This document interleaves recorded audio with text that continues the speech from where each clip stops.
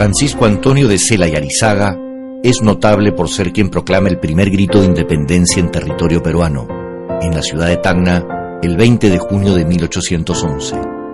Es por eso considerado prócer de la independencia del Perú.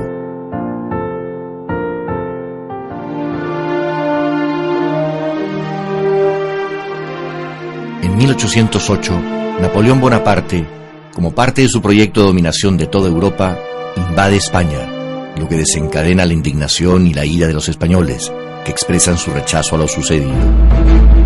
El 2 de mayo de ese mismo año, el pueblo de Madrid se alza contra el ejército invasor, levantamiento que fracasa y que es duramente reprimido.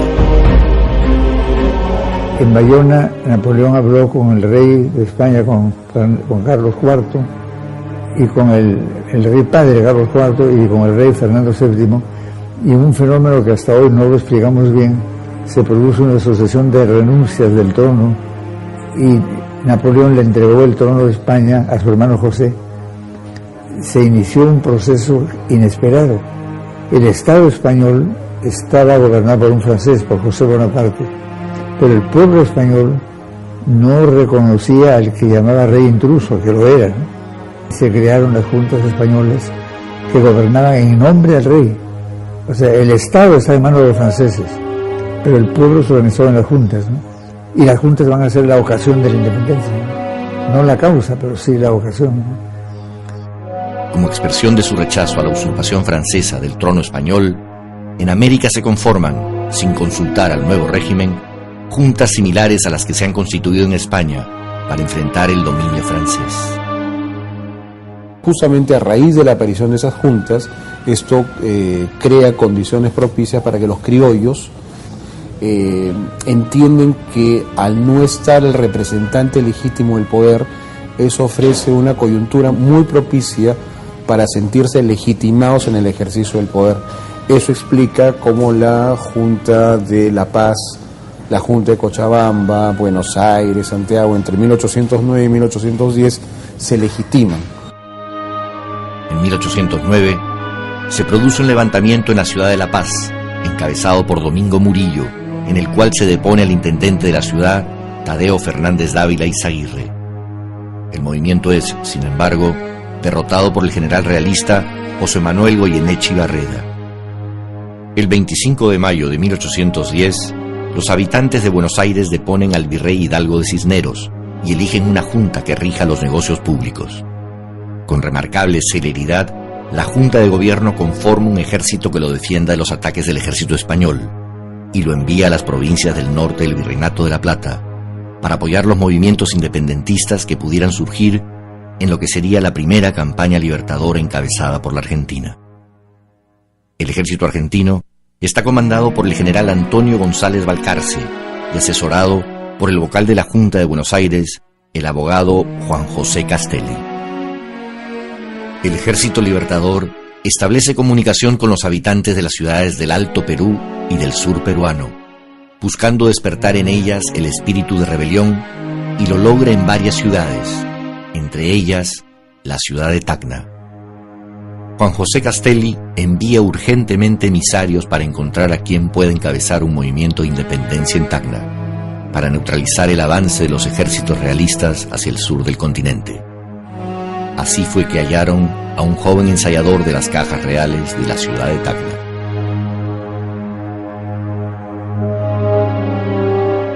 Francisco Antonio de Sela nace en Lima el 24 de julio de 1768. El limeño, hijo de un gallego, Alberto de Serineira, y de una chalaca, al parecer, Arizaga Hurtado de Mendoza. En 1792, el virrey Francisco Gil y Taboada y Lemos lo nombra balanzario y ensayador de la Real Caja de Arica, en reemplazo de su padre, que ha ejercido el mismo cargo y que ha fallecido el 18 de septiembre de 1792 en un accidente de armas en casa del cacique Toribio Ara. Cela era un funcionario español, era un hombre con un biotipo pues gallego puro, un hombre de ojos azules, un tipo casado con una mujer rica, doña María Natividad Siles y Antequera, una mujer de fortuna. La casa más bella de Tacna era la casa justamente de doña María Siles. Y lo pierde todo, tiene 9 hijos, lo pierde todo, lo da todo, le entrega todo por la patria. Incitados por las comunicaciones con Castelli, se reúnen en la casa de Francisco de Cela, quien preside la reunión, un conjunto de conjurados, armados de trabucos y pistolas, que conversan sobre la posibilidad de un levantamiento contra las fuerzas españolas de la ciudad, irónicamente representantes de Napoleón en América. En realidad, lo que los anima es la defensa de los derechos del despojado Fernando VII. Tal es la extraña y contradictoria forma en que se desenvuelven los acontecimientos históricos. Entre los confabulados hay criollos, mestizos e indígenas, y entre estos últimos, el cacique de indios de Tacna, Toribio Ara, su hijo, José Rosa, y sus sobrinos, Fulgencio y José Manuel Ara. Entre los criollos están Juan Julio Rospigliosi, José Alberto Siles, Gavino de Barrios, José Gil de Herrera, militar de alta graduación, Cipriano de Vargas y Santiago Pastrana. Leyendo las comunicaciones de Castelli y su descripción del indetenible avance de sus tropas, se convencen de que se avecina el triunfo de las fuerzas argentinas sobre el general Goyeneche, en las cercanías del río Desaguadero.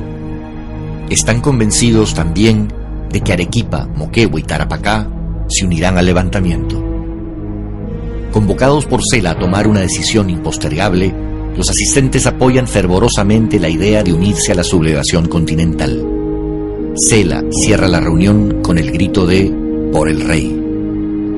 A las 7:30 de esa misma noche, un grupo de hombres capitaneados por José Rosa Ara, tras sostener una violenta lucha, logra rendir al cuartel de dragones de la ciudad y se apoderan de las armas ahí guardadas.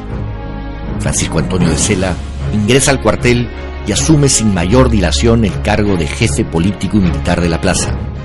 Nombra por sus ayudantes a Pedro José Gil, Fulgencio Valdés y Juan Julio Rospigliosi, y declara instalada la comandancia de armas del nuevo gobierno en el cuartel de infantería que acaba de ser ocupado. El subdelegado don Antonio de Rivero logra fugar a la ciudad de Arica. Cela decreta la reorganización del regimiento Dragones al mando del comandante don Rafael Gavino de Barrios, en reemplazo del coronel Navarro. Después de recorrer las calles del pueblo y de arengar repetidas veces a la muchedumbre, Cela regresa a la comandancia de armas a las 11 de la noche y le escribe al alcalde ordinario y comandante militar interino del puerto de Arica, Felipe Portocarrero, al que le solicita se adhiera a la insurrección. A las 8 de la noche de hoy nos hemos apoderado de ambos cuarteles y quedamos dueños de la plaza. El coronel Navarro se halla preso e incomunicado. El subdelegado ha fugado, pero sabemos que se halla oculto en la casa del párroco. Ya caerá en nuestras manos. El vecindario está tranquilo y de parte nuestra. Lamentablemente, la realidad no se ajustaba a la positiva interpretación que de ella tenía el prócer peruano.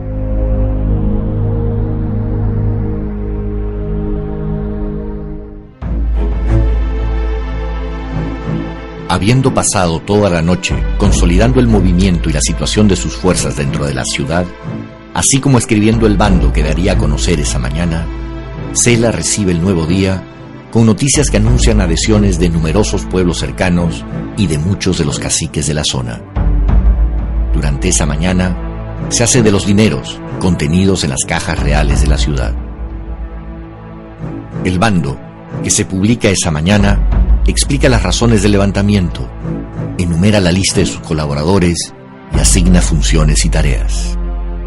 Termina el segundo día del levantamiento de manera tensa, pero optimista para el prócer Cela, quien confiado espera la pronta llegada del victorioso ejército argentino.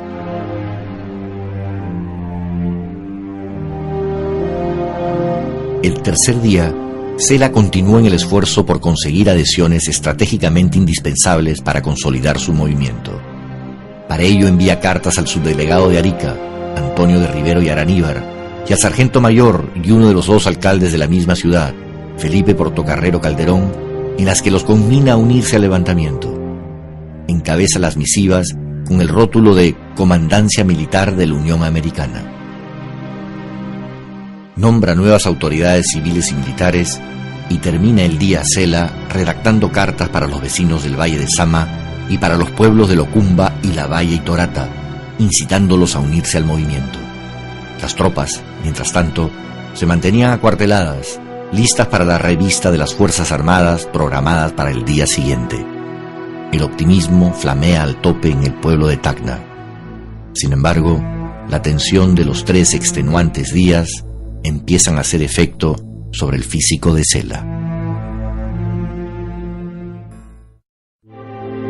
En la mañana del cuarto día del levantamiento hay gran expectativa entre los vecinos de Tacna. Sin embargo, no llegan las adhesiones desde Arequipa y Tarapacá, lo que tiene a Francisco de Cela inquieto y preocupado. La falta de noticias del avance del ejército argentino también lo perturba hondamente. Pasado el mediodía, parte Cela acompañado por Cipriano de Vargas y Rafael Gavino Barrios hacia la pampa de Caramolle para pasar revista a las tropas que han logrado reunir. Llegado la pampa y recibido con aclamaciones, Cela lanza una encendida arenga que es respondida con efervescencia por las tropas reunidas. Sobreviene aquí un acontecimiento absolutamente sorpresivo y desconcertante, que en gran medida determinará el destino del levantamiento patriótico de Tacna. Atacado por algún mal, posiblemente un ataque cerebral, Francisco Antonio de Cela sufre un desvanecimiento y cae pesadamente del caballo a tierra. 70 horas de insomnio y tensión producen este inesperado efecto sobre la constitución del prócer. Asistido por sus oficiales, Cela se levanta aturdido, da unos pasos y vuelve a caer, quedando inerte por largo rato. Recupera el conocimiento y, haciendo un enorme esfuerzo, expresa su renuncia al mando, tira a tierra el bastón y se retira del lugar. Esa enfermedad que le impide continuar prácticamente con el movimiento, algo que lo inutiliza justamente en el momento más dramático, algo totalmente inesperado. Allí creo que podríamos hablar del azar que mencionaba Sader, como una circunstancia así totalmente inesperada da por tierra con todo el movimiento, que por otro lado era difícil que pudiese triunfar sin apoyo externo. En medio del desconcierto por lo sucedido, el 25 de junio toman el mando del movimiento Rafael Gavino Barrios y el alcalde ordinario Cipriano de Vargas. El 26 de junio, una terrible noticia termina por desbaratar finalmente el movimiento de rebelión de Tacna. El general José Manuel Goyeneche, del ejército realista, proclama la derrota del ejército argentino ocurrida a las orillas del río Desaguadero el día 20 de junio, el mismo día de la rebelión de Cela. El movimiento ha terminado con su total fracaso. En el Alto Perú, y ese mismo día 20 de junio de 1811, Cela se pronunciaba en Tacna. Como sabemos, el movimiento de Cela triunfa en Tacna, pero Castelli es derrotado en Huaqui, cunde un poco el desánimo en Tacna. Los españoles, los realistas que habían fugado a Arica, retoman la plaza de Tacna y lo toman preso a Cela. Cela es sumariamente enjuiciado y condenado a muerte en Tacna. Un recurso es interpuesto y las autoridades de la Real Audiencia deciden su traslado y encarcelamiento en los aljibes del Real Felipe en Lima, a donde es trasladado desde Arica. Se le abre instructiva y tras un juicio que dura varios años, los parientes y amigos de Cela intervienen, ejercen presión y al parecer pagan una alta suma. Cela es finalmente condenado en 1814 a destierro del Perú y a 10 años de prisión en el presidio de Chagres, en Panamá. Francisco de Sela es trasladado a Panamá y encerrado en el presidio de San Lorenzo de Chagres. Lleva como acompañante a su hijo José Manuel, que, de 12 años, muere en 1817. El prócer, debilitado su organismo por el clima y las terribles tribulaciones anímicas, a lo que se une la permanente postergación de su pedido de conmutación de la pena, sucumbe a la muerte. Algunos biógrafos dicen que el 28 de julio de 1821, cuando San Martín proclamaba la independencia política del Perú, Sela expiraba en el castillo de Chagres en Panamá, pronunciando frases como esta: mi Tacna, mi Perú, y exhaló el último suspiro. Aunque no puede asegurarse que esa sea la fecha de su muerte, es significativo y resulta hermosamente simbólico que el primer caudillo peruano en levantarse contra el poder europeo ejercido sobre los habitantes de América muere el mismo año del inicio de su declive y final disolución. Su esfuerzo será considerado desde entonces el primero en señalar el camino de la independencia por la cual luchará y alcanzará finalmente el pueblo del Perú.